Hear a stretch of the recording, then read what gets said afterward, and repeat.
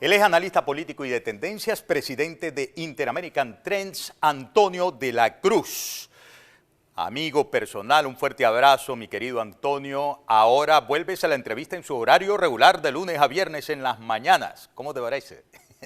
Muchas gracias, Miguel Ángel, por la invitación a tu programa. Un placer estar Antonio, contigo. por cierto, debo decirles, en aquellos tiempos en los que yo era diputado de la Asamblea Nacional e hice algunas investigaciones a fondo, como era la sustitución de la autonomía del Banco Central de Venezuela por la creación de los fondos, primero el Fondo de Desarrollo Nacional, luego el Fondo Chino, el Fondo Argentino-Iraní y cosas por el estilo, por lo que tuvo Hugo Chávez un mecanismo, bueno, expedito para expoliarse los recursos de los venezolanos. Antonio de la Cruz fue una persona que me prestó asistencia, orientación en graves denuncias que hicimos y a las cuales nunca supieron responder, ¿recuerdas, Antonio? Desde el gobierno de Chávez, no obstante llamarnos cucarachas, porque se molestaba mucho cuando uno les decía con pruebas en las manos lo que estaba haciendo.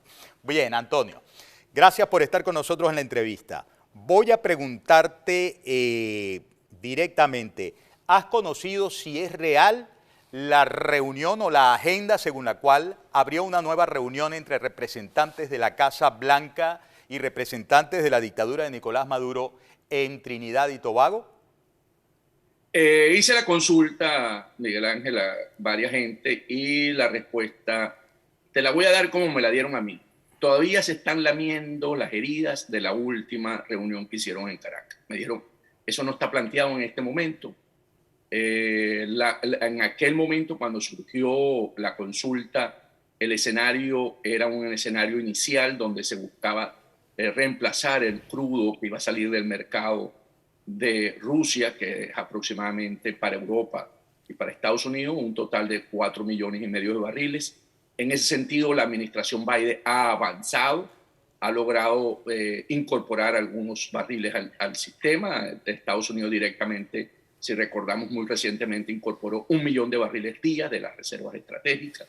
Alemania anunció ayer que a través de Polonia podía recibir crudo con supertanqueros y que estaban buscando también ya sustituir ese crudo.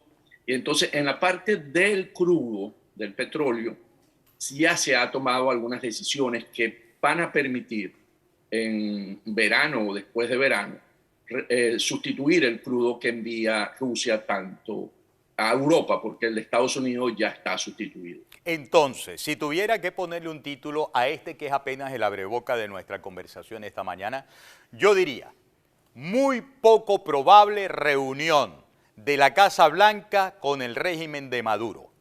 Totalmente, Muy totalmente. improbable, improbable. Y eso muestra la desesperación que tiene el régimen de Maduro en buscar la flexibilización de las sanciones. Ellos han venido montando esa narrativa, utilizan diferentes fuentes. Aquí Analítica se apoya en banca y negocio y titula con The Economist para darle fortaleza al argumento. Pero resulta que ese artículo que apareció en el Economist la semana pasada, tratando precisamente si Venezuela era una opción para sustituir esos crudos, él lo menciona como que lo toma, la fuente de The Economist es, la fuente es... Caracas Chronic, una cosa así. Caracas Chronicle. Y si vemos que es Caracas Chronicle, la fuente original, sabemos que ellos manejan alguna información, pero no confirmada 100% con los Estados Unidos. Entonces, es un poco, ellos venden ese servicio de información privilegiada y se ve que ellos tomaron ese elemento, pero que no le da. Entonces, ellos quieren darle a esa fake news el soporte de The Economist, que no tiene la firma del The Economist como fuente real. Muy bien, vamos a hacer una pausa. Es Antonio de la Cruz, amigas y amigos, analista político y de tendencia, presidente de Interamerican Trends. Al regreso, si esto es así como me lo dices, de entrada respóndeme. Entonces, ¿por qué ese guabineo para la invitación a la Cumbre de las Américas a Juan Guaidó? Ya venimos. En conversación con Antonio de la Cruz, analista político y presidente de Interamerican Trends. Fíjate, te había dicho que si es improbable entonces, sí, la reunión, una nueva reunión entre representantes de la Casa Blanca y el régimen de Nicolás Maduro. ¿Cuál es el guabineo entonces que se tiene en la Casa Blanca para definir la invitación a Juan Guaidó a la Cumbre de las Américas, cosa que parlamentarios en los Estados Unidos le han solicitado de manera abierta, como para que no haya ningún tipo de duda a Joe Biden?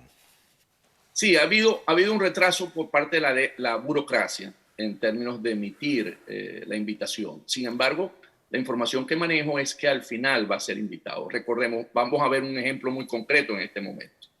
Ayer se celebró, hoy es viernes, antier se celebró el funeral de Estado a Madeleine Albright. Y a ese evento, por protocolo, invitan a los embajadores. Y fue invitado Carlos Vecchio a ese evento como embajador que ellos reconocen por parte de Venezuela. Entonces, lo que podemos ver en este momento, que si bien es cierto, hay una burocracia trabajando muy lentamente y no ha salido la invitación todavía al interinato, lo que me han dicho hasta ahora es que sí va a salir, pero va a salir un poco tarde, que todavía, recordemos que todavía hay tiempo, va a ser esa reunión se sostiene en junio, estamos apenas finalizando abril, todavía quedan 4 semanas para él. Ahora, cuando este alto funcionario, Nichols, creo de apellido, ¿no? Brian Nichols, gracias por apuntarme, Yandri Alfonso. Le preguntaron al respecto y estuvo como cucaracha en baile gallina, hablándolo en criollo. Con lo que salió hacia adelante es que al gobierno de Joe Biden le interesa la reinstalación del diálogo bajo el esquema de México. Entonces, lo que le da a pensar a uno es que quizás sacrifiquen esa invitación para que no esté tan de malas o tan resistente Nicolás Maduro y al fin pues vaya y se siente bajo el esquema de México con la plataforma unitaria. ¿O es que tú crees que de todas está entre la espada y la pared? Nicolás Maduro inviten o no inviten a Juan Guaidó y no le va a quedar otra que sentarse a negociar una agenda electoral creíble y avalada por la comunidad internacional, que es lo grueso de la agenda de México. Y si crees que está entre la espada y la pared, ¿cuáles son las razones como para que yo te diga, Antonio, tienes razón, el tipo no tiene escapatoria? La solución siempre el Departamento de Estado y el Consejo de Seguridad Nacional, Juan González, lo ha dicho siempre. La solución que ellos ven es sentarse nuevamente en México. El régimen de Maduro se resiste a ello poniendo el caso de Alex Saab, como siempre, sin darse cuenta que eso es algo que no van a poder negociar si siguen sosteniendo esta línea dura para no ir a México. ¿Qué pasa con Maduro? ¿Por qué está en una situación difícil? Porque recordemos que su amigo Putin le congeló los fondos que tenían los bancos rusos por garantizarse las reservas estratégicas propias, internacionales de Rusia. Al ser congelado 300.000 millones de dólares en los bancos europeos por las sanciones, él tomó la misma decisión de no garantizarle. No es que no se los va a dar, pero no los puede mover. Entonces, al no tener el cash de lo que tiene en Rusia, no solamente él, sino su entorno, porque todos se movieron con las sanciones hacia Rusia pensando que ahí tenían un paraíso donde podían tener los fondos, y no le dan no proceden las sanciones petroleras, por eso está tan buscando que eso surja, porque es la única manera de poder tener dinero fresco nuevamente, porque mientras vuelve a tener y obtener a través de las actividades ilícitas los recursos que no le llegan todo a él, porque eso está en una organización, él cada vez va a ir teniendo más dificultades para poder llegar a tener cash y sostener el aparato represivo. Entonces, si la guerra, aquí hay un if, si la guerra la pierde Putin, ¿verdad? Esos recursos van a ser difíciles que retornen a Venezuela, porque él los necesita. Recordemos, el oro español con la Unión Soviética en la guerra civil nunca regresó a España. Entonces, podemos asumir que en ese momento es el momento donde Maduro podría buscar su solución para poder salir de una manera ordenada de una elección presidencial. De otra manera, Maduro va a ser muy difícil que vaya a una elección presidencial.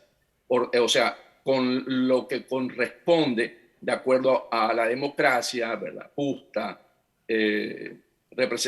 con la libertad que se merece. Entonces yo creo que aquí hay elementos que están actuando ahorita, que se están moviendo, que hay que esperar que se resuelvan, y que si no logra Maduro la flexibilización de las sanciones de la industria petrolera, Maduro cada día va a tener... Le hice un chequeo rápido, Miguel Ángel, a las reservas internacionales, porque es lo que él puede tocar, y vi cómo tocó 220, aumentó el uso de las reservas internacionales en este mes, y el ingreso de lo que generalmente estaba haciendo apenas aportó 40%, 40 millones de los 110, 120 que venía incorporando el Banco Central. Ahora, ¿en qué anda, Antonio, en qué puede andar entonces Nicolás Maduro, tan ávido de dinero, tan seco en las arcas, sin embargo, teniendo la oportunidad de cobrar 370 millones de dólares en deuda por Petrocaribe, termina condonando esta deuda a varios estados del Caribe, lo cual hoy contrasta con la prosecución del Rosario y las procesiones de la crisis humanitaria en Venezuela? Hace rato incluso pues publicamos un video de una señora que tuvo que parir en la calle porque la ambulancia que la llevaba al hospital se quedó sin gasolina y quedaron varados a mitad de la calle. 370 millones de dólares. Anda en una narrativa, Miguel Ángel, para mostrar que Venezuela es una economía que está renaciendo, que es un milagro económico, y tiene que creer que es muy fuerte. Entonces él tiene que mostrar que los 370 millones para una economía que viene creciendo, que es fuerte, se puede desprender. Y nuestra economía es una economía hoy la segunda más pobre después de Haití. El último es Haití, después somos nosotros.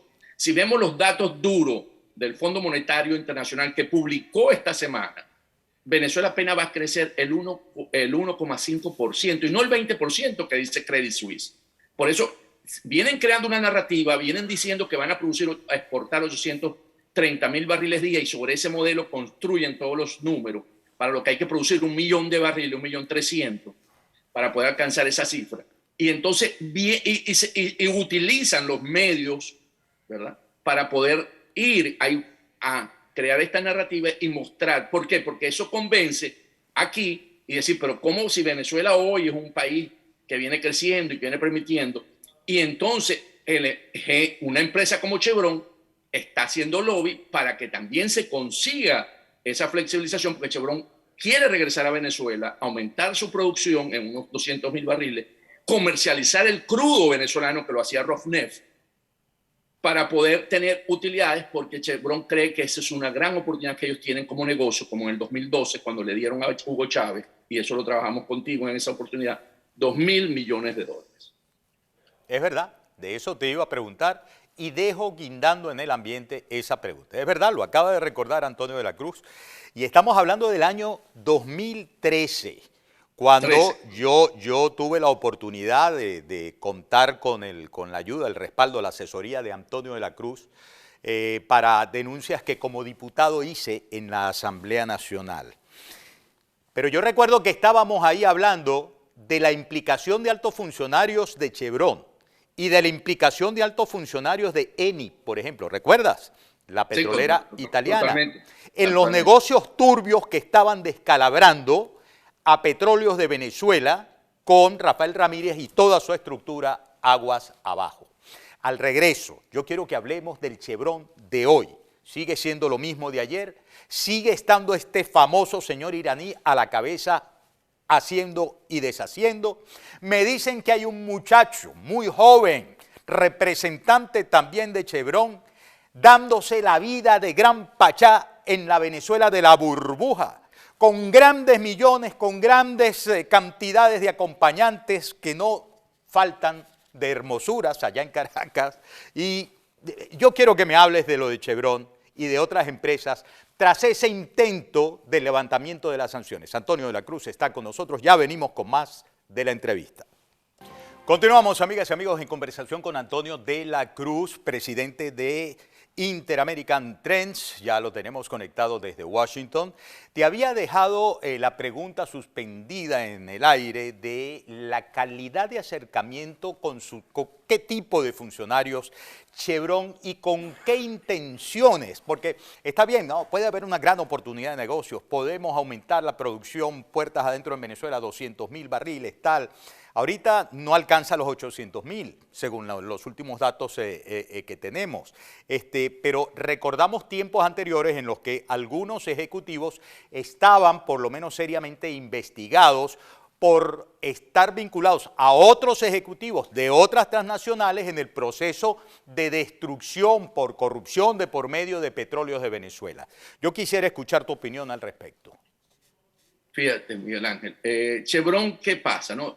Tú mencionaste al funcionario iraní de origen iraní, Ali Moshiri, que fue el que básicamente hizo la arquitectura financiera para prestar los 2.000 millones de dólares, de lo cual Chevron se cobró en ese momento los dividendos que les correspondían, que era alrededor de unos 800 millones, y le quedaba a PDVSA para invertir en el campo Boscán 1.200 millones, donde ellos consideraban aumentar en el estado Zulia, aumentar la producción de unos 100.000 barriles a unos 120.000, 125.000 barriles. Es una deuda que se debió haber cancelado en el 2021.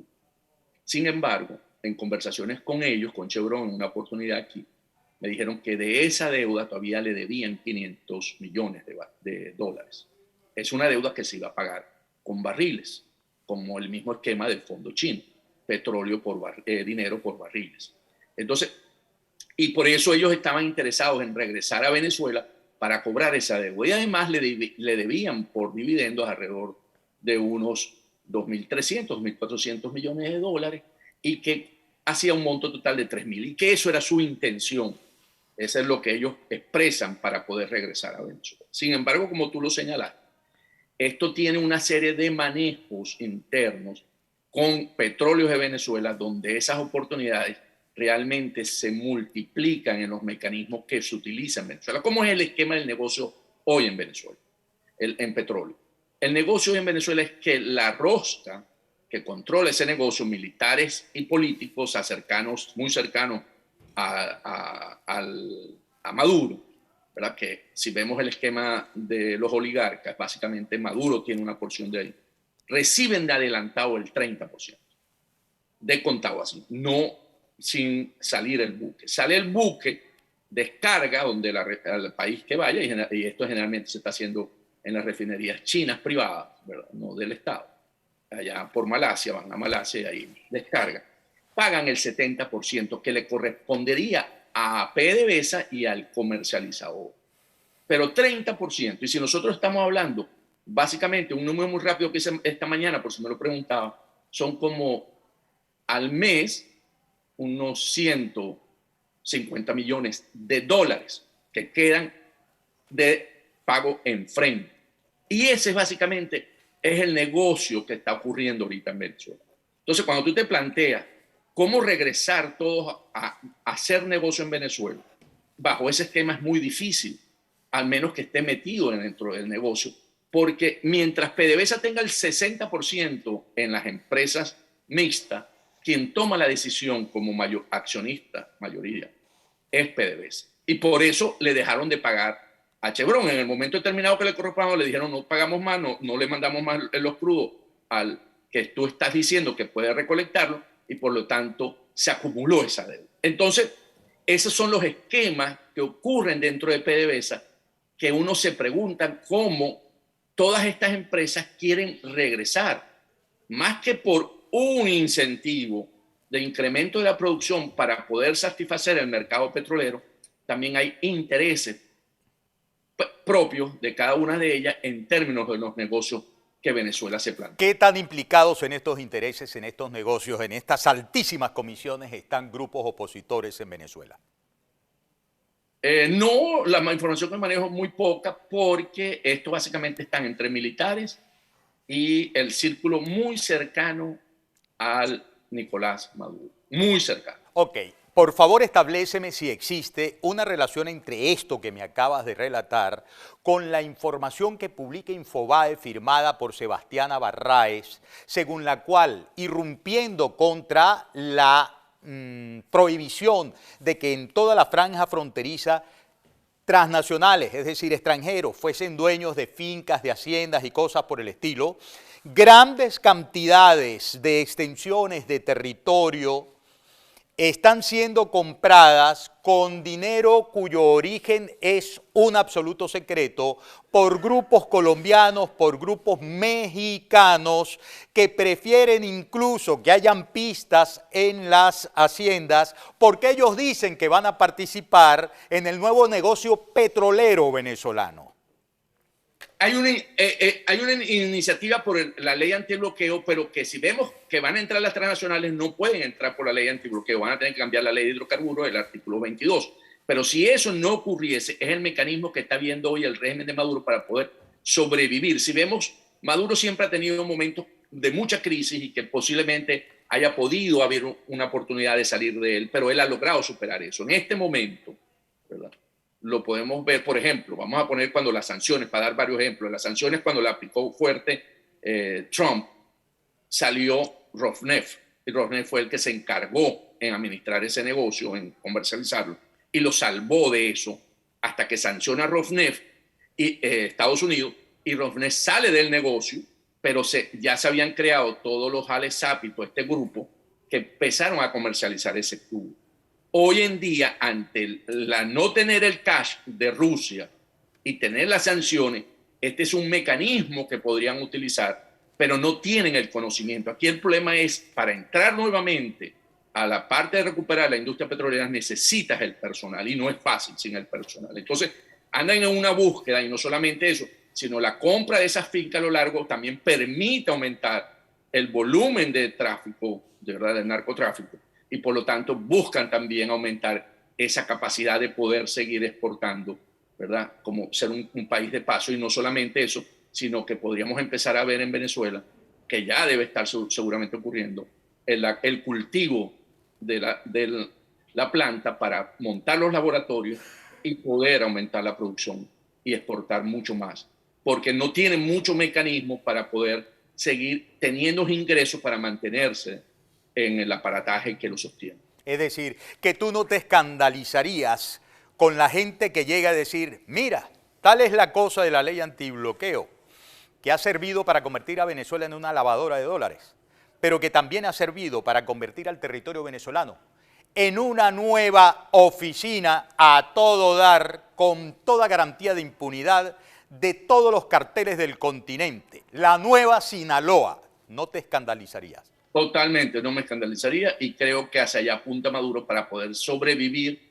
este momento crítico de la guerra de Ucrania con las sanciones hacia las petroleras, las sanciones a PDVSA, y que le permitiría volver a pasar, y por eso condena deuda, y por eso dice que el Producto Interno Bruto va a crecer 20%, y por eso establece todos estos elementos de que Venezuela hoy es una especie de un milagro económico. Pero por menos se llevaron con una invasión de por medio a Manuel Noriega en Panamá. En ese momento habían bases estadounidenses en el canal y él cometió el error de matar a un soldado, a un americano, y fue la excusa que sirvió para poder hacer la intervención. Bien. Entonces, aquí hasta ahorita esos elementos no han estado presentes con la relación de Estados Unidos. Mi querido Antonio de la Cruz, un fuerte abrazo, hasta la próxima oportunidad. Súper agradecido por la madrugadera y la participación en la entrevista. Un fuerte abrazo, amigo. Siempre un placer.